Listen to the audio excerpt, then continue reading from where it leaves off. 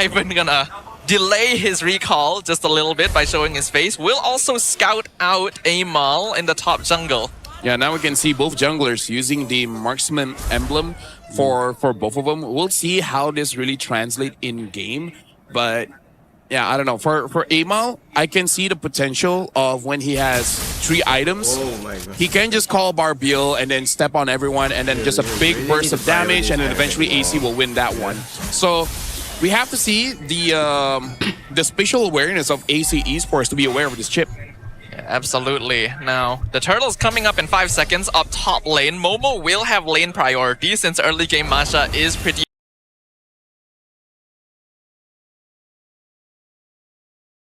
I feel like just... That was close. Valence was able to get out in time. gosh. Just Scar gonna need to retreat. Got lifted up with the lantern. They will go ahead and give the turtle away to Amal. Yeah, so for now, AC is having a pretty good start. But this is the thing about AC. They have a good start, but then come mid-game and late game, they just don't know what to do from that point on. Their transitioning phase has been the weak link, well, one of the weak links for their performance here in MPL MY. So I want to see what happens after you win the first 2 minutes. How do you transition that to the 6 minutes onward kind of game? Because I feel like 6 minutes onwards, that's where AC starts to fall apart. Yeah, I'm hoping to see more aggressive gameplay from AC in the mid-game because this is a very late-game macro draft from Team Ray. And if they allow them to hit that timing without being too far behind, it's a big problem for AC. The power spot is the... Ivan is going to hit level 4. So at this point, I think they're not actually too... Oh, well, Martizi. Okay, Martizi used to flicker. I don't think they're too eager to start a fight, considering that their draft does need a little bit of scaling. The one that is okay to fight right now is just Gar, but other than that, they don't mind. Oh, there's the portal. They're going on Valence in the middle lane. Valence! What the hell, Valence? Oh my god, picks up first blood. Here comes the rest of AC Esports through the portal. But an instant retreat from Team Ray. They will trade Ivan. Lalil in danger. Amal wants to chase down the Hardiv. Can he get it? He's run out of Barbiel, but he will finish off the goal laner. Again, like I said, they shouldn't really go for that because I really feel like for the Zetienne, she gets the strongest at level 12 just because you're having full stacks on that ult really makes a big difference when it comes to this mid laner. And Siska can join the fight. He does have the damage. But everyone else, because we're looking at the instant replay here, they went for Valence because he was isolated. But again, like I said, good 4-man engage there, and then AC just followed up. Badang is meant to be a counter to Chip, so if you're not able to burst him fast enough, that's what happens. 4-man fist crack. If not, Team Ray would have gotten the kill, would have gotten out safely. They'll probably have to give up another turtle. Well, we're seeing here that Team Ray, it looks like they are willing to try here. Martizi does not have the ult, so I don't think they can win this one. Oh, the flicker fist crack onto just Scar. Here comes the backup from Team Ray, though. Surrounds Valence instantly and bursts him down with the portal. Wait, Siska! Through Thunderclap on his Tsunami, but he has enough HP to survive. So remember when we had that community post and they're saying how the communication and chemistry isn't there? They can use that clip. Yep, pretty much. I mean, it was a good initiation to zone out the Suyo, but it wasn't needed. Yeah. Because I really feel like Amal legit got that. They need to wait. The burst damage from Leomor with the retribution, I think it was okay. Comes in. It definitely felt like Team Ray was not going to try to commit on that. Okay, see, it was still got it, so that was unnecessary by Valence. Even though I know but this at least it was cool. But it's also very Valence. Right? Yeah, it's very Valence. It's what he would do. It's very Valence Chiku. But the others, if Chiku was in that team, he would flicker forward and go for that 1v3 or whatever the amount of people. If we asked Chiku, he'd say like, yeah, that was the right play. His team just wasn't there. Dumb team. They just need to do the late game things. Well, right now for AC, 1.4 ahead. Looking pretty good. And Valence almost has his flicker up, so it's not that bad. Right now, I think in terms of items, looking at Lolil, he only has one. And Justguard does have the Sky Piercer, so I don't want to see how aggressive he wants to be on this Suyo. Oh, he wants to do James Banking. Kind of surprised we're not seeing more aggressive map presence from Momo as well. He's got a full level lead on Siska. He could really be opening up the map, walking into the jungle. But he's not really doing that. I mean, like I said, transitioning into the 6 minute. That's where they're like, wait, what do we do? Right? They're like, I got my timings right. At 6 minutes is where usually the laning phase ends and you start to control the map. AC didn't get the memo just yet. Valen's gonna take some poke from Siska down here. The next turtle is now officially up. Jesgar is behind the pit. AC gonna be controlling the objective. Fight, just push the turret. If he wants to fight, is there up top. It looks like Jesgar wants to steal this. Oh! Beautiful combo from Jesgar, but now he's being surrounded. Izanami gonna pull him back into the rest of AC. He will be sacrificed for that play. I would say the decision was good, but it looked half cooked. It looked like they aren't entirely sure what else to do with that. So AC has an advantage here. Aaron Shiki, though, what are you doing? Oh my gosh! Just flicker trades himself for the kill. I think that's worth it. Yeah, I would say that was worth it because this guy is going to be a problem. But yeah, right now, you know what's AC biggest advantage is that Team Ray is helping with the engages. Like AC never had to start a fight where, because again, Team Ray don't want to scale. AC wants to start a fight.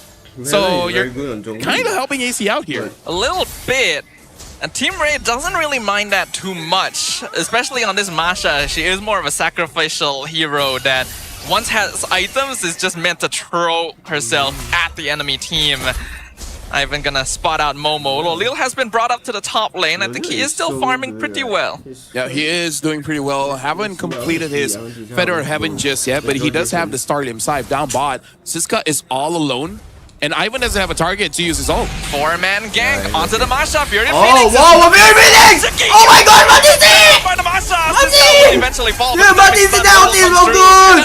Now it's collapsing! It's collapsing right now! Another casualty. Amal being chased down. No longer has his horse, but is far away enough. And Izanami is there to ensure his escape. Good luck. Sorry, good job. AC didn't lose much more there because I thought Amal would have gotten caught. A bit sad. I think Jesgar didn't get a stack of Sky Piercer there, but otherwise, very good play from Team Ray. And it does look like they were very aware that a gang was happening on Siska because the follow was so fast.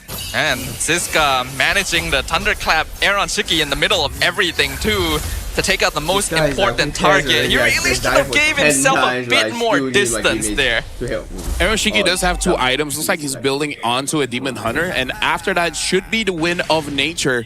But by that point, I think it will be a bit of a problem because then you have to think about Zetien's damage. And I would say late game, 1 ult from Zetien, that's half of Aaron Shiki's HP. Pretty much, yeah. This hero honestly does so much damage. It's ridiculous sometimes. Ivan gonna be scouting out the Lord take. Lolil is here as well. Momo doing a good job of absorbing damage. Lord is down 30%. Here comes the portal drop right in front of the Badang. Oh my goodness, Valon! Just get melted, but Ivan dead. Ivan dead too. This is good. Lolil gonna need to back it out of the situation. The Zaman Force slow. Help them escape. Jesgar still close to the Lord. It will be reset. Well, at least Team Ray was able to delay AC Esport there. They had to let go of Ivan. But it's a trade of roamer for roamer. And we're starting to see the interaction between the Badang as well as the Chip. So far, AC, they've been having a pretty good game because Valence has been on point on those counters. Yeah, the counter engage potential is very good. The Badang probably the best pick that AC could have grabbed at the end there to salvage the draft. So Team Ray has been slowly catching up. The farm lead has been in favor of AC the entire game, and now it's only about 700. Yeah. Looking at the item update so far, already 2 items for Lolil. And when it comes to Siska having 2 items as well, the War Axe for Jesgar. Martizi, now that's a scary item. He does have the Lightning Truncheon. So right now, it's not just Valence. Everyone from AC is going to hurt from this Zetien. Ivan gonna get lifted up into the fantasy. They want to burst the chip down before the portal. Fury of Phoenix gonna drop. Ivan is the first one down. No portal. That means Siska cannot join the fight from bot lane. Zaman Force comes out. Lolil doesn't quite have enough damage yet, so Amal will secure the Lord. And AC will disengage. I'm happy that AC is doing very well here, Stafa. Like, yesterday was a day of upsets. If it continues today, I'm a happy boy. Yeah, it's definitely more disciplined. I guess that was the goal, right? Just keep the draft as standard as possible to respond to the weird stuff Team Ray is bringing out. Well, for now, Team Ray, I think he has the items they need so far to actually go for kills. Because once Lolil gets that Holy Crystal, it might be a little bit too much for AC to really do anything about it. I feel like AC, this is a good window for them 6-7, by the way. 6-7. But that should change soon. This is a very important window for AC Esports. These next couple of minutes, if they can expand this gold lead, the game should naturally fall into their favor.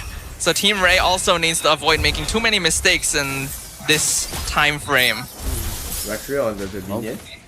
Balance, basically mirroring what's his name, Ivan, just to make sure that there's no surprises. Because so far, AC has never been in a situation, this game has never been in a situation where they were, their pants are down. Every single engages coming in from Team Ray has been pretty obvious.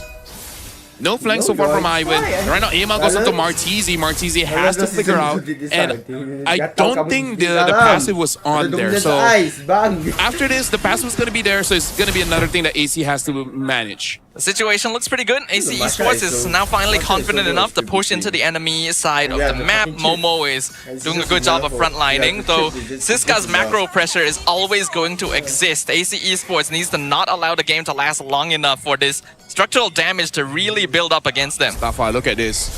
Islami, Amal, and Momo having the same KDA. Talk about chemistry. Wow, you're right. You're right, actually. You got the triple threat coming in from AC Esports. But we need to actually see that threat manifest. AC has the lead, but they are now taking the game a bit slowly again. Coming in from AC Esports. Lolios have his Holy Crystal already. Better, unless Aaron Shiki gets godly positioning and gets untouched the entire game. Pretty much. He does have Wind of Nature now. Pretty big item pickup. Ivan looking at the flank, but Momo is always going to be a problem for this chip. He cannot really find the angles as long as the Uranus is still scouting him out. Right now, 30 minutes, this does feel a little bit slow because usually by this point, we see a lot of trades going on. But right now, it looks like for both teams, they're pretty happy avoiding each other. And I think Siska is just waiting for an opportunity where either AC mispositions or Ivan is able to get onto Aaron Shiki and then collapse on him. But I would argue maybe the better target right now is actually Amal. Amal is quite a threat here.